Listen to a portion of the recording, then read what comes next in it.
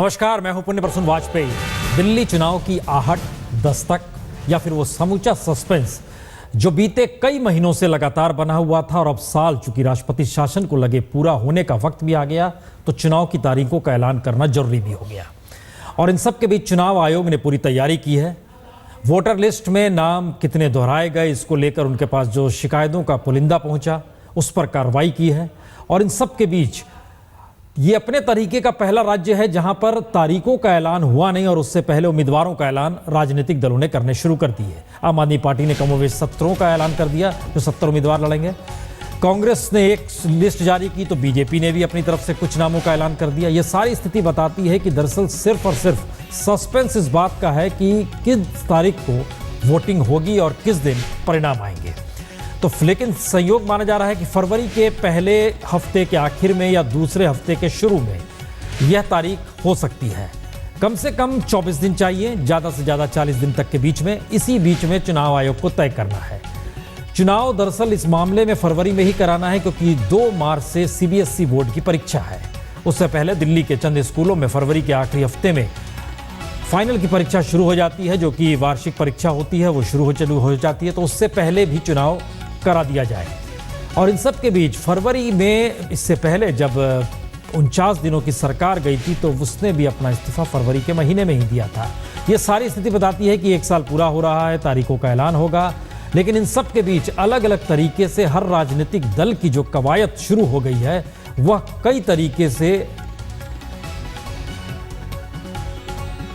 तरीके से राजनीतिक दलों के भीतर इसलिए कहीं बड़े अंदेशे दे रही है, क्योंकि सिर्फ 2 दिन पहले ही प्रधानमंत्री की रामलीला मैदान में रैली के जरिए बीजेपी की रणभेरी, उसके ऊपर लगाए गए कहीं ना कहीं कयास की रैली कैसी रही। और इन सब के बीच एक दूसरा सवाल, प्रधानमंत्री मोदी ने संकेत की भाषा में सही, लेकिन आम आदमी पार्टी को निशाने पर लेकर बता दिया कि मैदान में आमने सामने हम ही आ पाएं, और अब कांग्रेस हाशिए पर है। तो दिल्ली का चुनाव शायद दिल्ली के चुनावी इतिहास में पहली बार है जब कांग्रेस हाशिए पर है और चुनाव मैदान में वो तीसरे नंबर पर ही नजर आ रही है। और इन सब के बीच वोटिंग होनी है, चुनाव होने हैं, वोट डाले जाने हैं।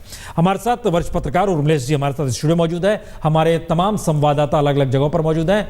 लेकिन सबसे पहले हमें लगता है पंकज जैन, एक सवाल आपसे जानना चाहेंगे।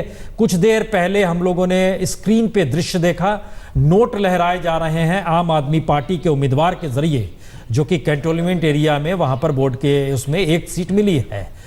प्रतिक्रिया क्या है आम आदमी पार्टी की, और इसको लेकर अब उनका नजरिया क्या है जिस लिहाज से नोट उड़ाए गए? पंकज। बिल्कुल, जब प्रतिक्रिया मिली आम आदमी पार्टी से तो उनका यही कहना है कि जांच की जाएगी और सीधे तौर पर कार्रवाई की जाएगी, और कहीं ना कहीं सस्पेंड कर देने की बात भी आ रही है। हमारे साथ खुद आशुतोष हैं, पार्टी के नेता, बातचीत करने के लिए। उनसे ही हम सीधे प्रतिक्रिया ले लेते हैं। जिस तरह से आप कह रहे थे कि जांच की जाएगी और सख्त कार्रवाई आप करेंगे, अब आगे क्या कदम है? नहीं, हमने अभी इस पूरे मामले पे कार्रवाई कर दी है और हमने उनको फौरन सस्पेंड कर दिया है। उसके बाद देखते हैं क्या होता है। अगर एक्सपेल्शन का काम बनेगा तो पार्टी से एक्सपेल भी किया जाएगा उनको। आपको लगता है विधानसभा चुनाव की जो घड़ी है वो नजदीक आते जा रही है, लेकिन ऐसे समय में जब ये सब कुछ हो रहा है तो कहीं ना कहीं पार्टी के लिए कहीं ना कहीं दिक्कत एक सामने आ रही है? नहीं, देखिए, आम आदमी पार्टी से लोगों की उम्मीदें ये है कि आम आदमी पार्टी एक जो है प्रिंसिपल स्टैंड लेगी पूरे मसले पर, एक आदर्शवादी पार्टी है। हमारी पार्टी बीजेपी की तरीके से नहीं कि विठल लडारिया जी AK-47 लेके फायरिंग करेंगे, पहले कांग्रेस के सदस्य होने के नाते और बाद में बीजेपी उनको शामिल कर लेगी। इसलिए लोग बीजेपी से, कांग्रेस से इस तरीके की उम्मीदें नहीं करते। लेकिन चूंकि आम आदमी पार्टी का एक साफ राजनीति करने की बात करती है, इसलिए जब हमारे पार्टी के मसले पे छोटी बात भी होती है तो भी उसके बारे में लोगों को चिंता होती है। तो हम ऐसी चीजों को बिल्कुल अप्रूव नहीं करते हैं, हम इसको डिसअप्रूव करते हैं। इसलिए पार्टी ने, लेकिन आपको लगता है कहीं ना कहीं उत्साह में ज्यादा दिखाई दे रहे थे कार्यकर्ता और नोट उछालते हुए नजर आए, तो आपको लगता है कहीं ना कहीं समस्या है ये? नहीं, समस्या की बात नहीं। मैंने कहा कि ये एक कृत्य हुआ है और इस कृत्य को पार्टी बिल्कुल अप्रूव नहीं करती है। पार्टी का मानना है कि इस तरीके से हरकत नहीं होनी चाहिए। चूंकि इस तरीके की हरकत नहीं होनी चाहिए और ये उम्मीद लोग आम आदमी पार्टी से ही लगाते हैं, दूसरी पार्टियों से नहीं लगाते। सस्पेंड कर दिया गया है, ये हम चला दें ना। बिल्कुल, जिसने नोट उछाला उसको सस्पेंड कर दिया गया, ये हम लिख डालें ना स्क्रीन पर। बिल्कुल सस्पेंड कर दिया गया। बिल्कुल प्रसून जी, उनको सस्पेंड कर दिया गया है, साफ कहना है आशुतोष का। और उनका यही कहना है कि जांच की जाएगी, लेकिन अब उन्होंने साफ किया है कि जो कार्यकर्ता है उनको सस्पेंड कर दिया जाएगा। और अब ऐसे में आगे देखना यही होगा कि जिस तरह से ये विधानसभा चुनाव के लिए तैयार हो रही है आम आदमी पार्टी, कहीं ना कहीं अब ये जो दिल्ली हम पहले इस तस्वीर को दिखा दें, फिर उसके बाद आएंगे, इस तमाम पॉलिटिकल लफाजी पर आएंगे। लेकिन वो दृश्य दिखला देते हैं जिस शख्स ने हवा में नोट लहराए और उछाले, उस दृश्य को आप देख लीजिए। इन शख्स को आम आदमी पार्टी से सस्पेंड कर दिया गया है। कमेटी बनी है कि इसको इसके बाद एक्सपेल किया जाए, किस रूप में किया जाए, लेकिन ये नोट उछाल रहे थे, हवा में लहरा रहे थे। एक सीट पर आम आदमी, 8 सीटों पर यहाँ पर वोटिंग हुई और उसके बाद 5 सीटों पर बीजेपी जीती है, 2 सीट कांग्रेस के हिस्से में आई है, 1 सीट आम आदमी पार्टी के हिस्से में आई है। और इन 8 सीटों में ये भी हालांकि जानकारी होनी चाहिए, पहले 7 सीटों पर बीजेपी का कब्जा था, वो 5 सीटों पर है। लेकिन इसको कहीं ना कहीं दिल्ली के मिजाज से जोड़ा भी जा रहा है कि चुनाव से आने पहले हर तमाम छोटी बड़ी चीज़ों का एनालिसिस ऐसे होगा। लेकिन जिस शख्स ने नोट लहराए, जो आप स्क्रीन पर देख रहे हैं, इन्हें सस्पेंड कर दिया गया है। और इन सब के बीच ये अब खबर आ रही है कि इसकी जो भी एथिक्स कमेटी बनी हुई है वो जांच करेगी और उनको एक्सपेल की दिशा में ले जाया जाए या ना ले जाए, उसे फैसला लेना है। बहरहाल एक अच्छी बात हुई है, तुरंत निर्णय लिया गया है और उस कमेटी और उस रिपोर्ट का इंतजार नहीं किया गया है कि देखेंगे परखेंगे और फिर बात आगे बढ़ेगी। बहरहाल फिर भी लंबा वक्त लिया गया। नलिन कोहली शायद बीजेपी दफ्तर में मौजूद है, हमारी संवाददाता रीमा पराशर वहां पर है। रीमा, बीजेपी की रैली के बाद, बीजेपी की रैली के तुरंत बाद ये माना ही जा रहा था कि अब तारीखों का ऐलान हो जाएगा। बीजेपी की तैयारी पुख्ता है उस रैली के बाद से, अब ये उस दिशा में बढ़ चुके हैं कदम। बिल्कुल, देखिए प्रसून जी, बीजेपी तैयारी तो काफी दिनों से कर रही है, लेकिन जाहिर तौर पर नरेंद्र मोदी ने जो एजेंडा सेट किया अपनी रैली में, अब बीजेपी के तमाम नेताओं की जुबान पर भी वही बातें हैं, वही नारे हैं जो नरेंद्र मोदी ने रैली में कही। हमारे साथ नलिन कोहली जरूर मौजूद है। अभी तक आप लोग कहते थे अरविंद केजरीवाल कोई चुनौती ही नहीं है, खुद नरेंद्र मोदी अब तो ये मान बैठे हैं कि अरविंद केजरीवाल चुनौती है। मंच से उन्होंने तमाम बातें कही थी। ये केजरीवाल जी चाहेंगे और लगातार केजरीवाल जी और उनके सहयोगी ऐसी बात कर रहे हैं, लेकिन बात क्या है, ये 2 मॉडलों को प्रस्तुत किया जा रहा है, चुनौती नहीं। लोगों के सामने रखा जा रहा है, एक तरफ मोदी जी जैसे पूरे देश में विकास और अलग अलग राज्यों में विकास की हम बात करते हैं, दूसरी तरफ एक अराजकता का मॉडल है। चुनाव जीतिए तो जनता के नाम पर पैसे लीजिए और जनता के नाम पर पैसे उछालिए, मैं अराजक हूं, ये सब बातें। तो मॉडलों की बात को चुनौती नहीं, ये बताया जाता है, वोटरों को हम दिखाते हैं, समझाते हैं। लेकिन नलिन जी, डर क्या है बीजेपी के मन में दिल्ली को लेकर? दिल्ली को इतने बड़े तौर पर देखा जा रहा है कि सारे एमपीज को दिल्ली में झोंक दिया गया, सारे नेता दिल्ली में लगे हुए हैं, केंद्रीय मंत्रियों की ड्यूटी लगाई गई है।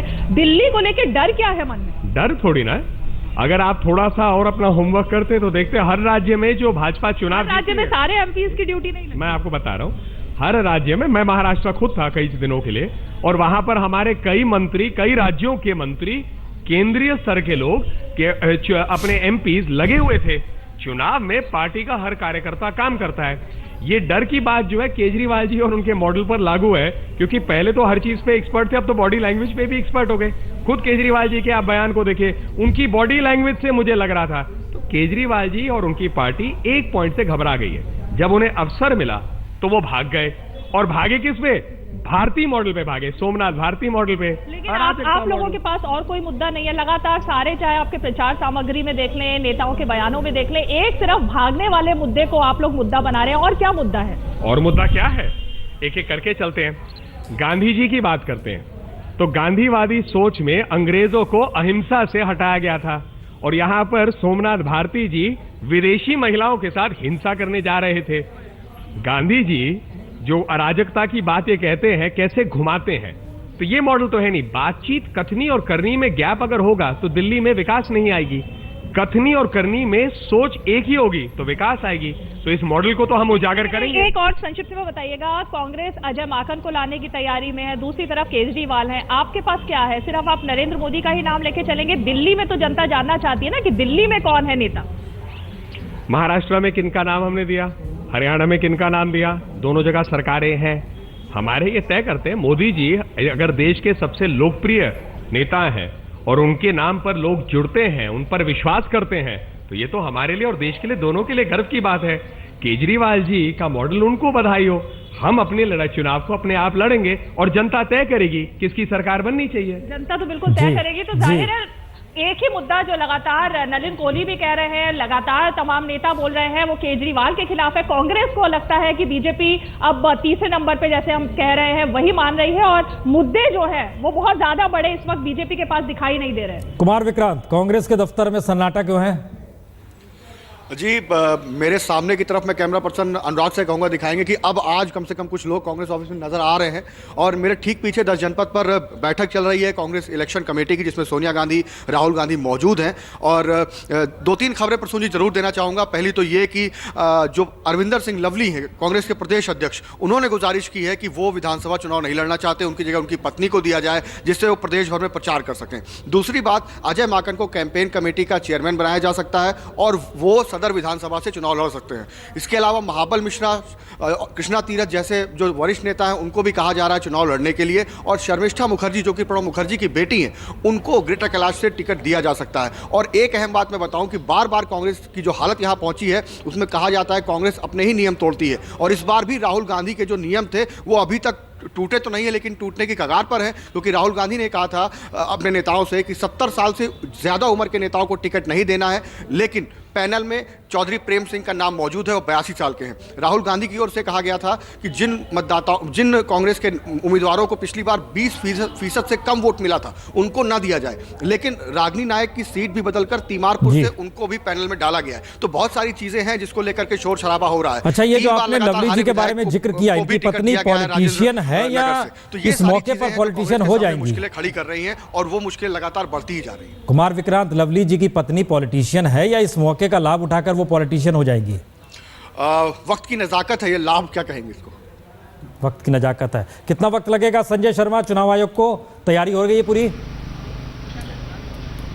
बस सारे लोग वहां जुट चुके हैं, मजमा सारा जुटा हुआ है, बस सिर्फ आकर डमरू बजाना है। और चुनाव आयोग यानी बस अब 4:30 बजे तीनों चुनाव आयुक्त और तमाम उप चुनाव आयुक्त सारे लोग वहां पर कमेटी दफ्तर में जो रूम है, कॉन्फ्रेंस रूम, उसमें पहुंचने वाले हैं। और 4:30 बजे जैसे ही चुनाव, आमतौर से जो चुनाव की घोषणा होती है उसमें सबसे पहले वोटर लिस्ट का जिक्र किया जाता है, कितने वोटर हैं, कितने मतदान केंद्र हैं, इसका सुरक्षा का जिक्र किया जाएगा। सबसे आखिर में नंबर आता है चुनावी कार्यक्रम का। यानी मैं उम्मीद करता हूं कि 4:30 बजे अगर कॉन्फ्रेंस शुरू होती है तो 15-20 मिनट के बाद यानी 4:45 और 50 मिनट के बीच में ये ऐलान हो जाएगा कि दिल्ली में चुनाव कौन सी तारीख को होंगे, मतगणना कब होगी। धड़कनें हर किसी की बढ़ी हुई है दिल्ली को लेकर। ऐसा क्या है दिल्ली में? तो दिल्ली में तमाम राजनीतिक दलों की धड़कनें बढ़ी हुई हैं। 4:30 बजे चुनाव आयोग की प्रेस कॉन्फ्रेंस, 4:40, 4:45 तक तारीखों का ऐलान। उर्मिला जी, धड़कनें बढ़ी क्यों हुई है? वजह क्या है? दिल्ली में ऐसा क्या है? देखिए, चुनाव अगर लोकसभा के बाद देखें माहौल, तो लोकसभा में 7 सीटों पर विजय हासिल हुई बीजेपी को और वोट परसेंटेज भी बहुत बढ़े। उसके बाद ऐसा लगने लगा था कि दिल्ली में कोई चुनाव नहीं होगा, बहुत मुकाबला ही नहीं है। लेकिन जैसे जैसे बीजेपी ने केंद्र सरकार ने चुनाव कराने में देर की, और उसको मुझे लगता है आम आदमी पार्टी ने जिस तरह उस पूरे माहौल को यूटिलाइज किया, कैडर उनका जो है वो इलाकों में, तमाम क्षेत्रों में जिस तरह सघन काम किया, उसका ही खामियाजा कहीं ना कहीं बीजेपी को भुगतना पड़ रहा है। क्योंकि देखिए, जिस तरह रामलीला ग्राउंड की सभा में प्रधानमंत्री जी जो बहुत ही शानदार वक्ता हैं, और वो पंच हमेशा जब भी बोलते हैं तो ऐसा लगता है कि कुछ न कुछ ऐसी बात वो कहेंगे जो लोग अट्रैक्ट हों, लोग माने एक पंच होता है। लेकिन इस बार बिल्कुल उनके भाषण में पंच नहीं था, आकर्षण नहीं था, एक फीकी रैली ही केवल नहीं थी, लोगों की संख्या ही केवल कम नहीं थी, बल्कि प्रधानमंत्री के पूरे भाषण में वो चीज़ नहीं थी जिसके लिए वो जाने जाते हैं पिछले 1.5-2 साल से। तो कहीं ना कहीं जो एक माहौल में तब्दीली आई है, वो लोकसभा की इतनी बड़ी सफलता के बाद 46% के आसपास वोट था, 3% वोट बढ़ा था आम आदमी पार्टी का, फिर भी 0 सीट, तो वो आम आदमी पार्टी की उपलब्धि है जिसका जिक्र हो रहा है कि चुनाव में देरी होती चली गई लोकसभा। यही वजह, या वजह क्या है? दिल्ली अचानक मैंने एक ऐसा ग्राउंड जीरो बन गया है पॉलिटिकल नब्ज का, क्यों?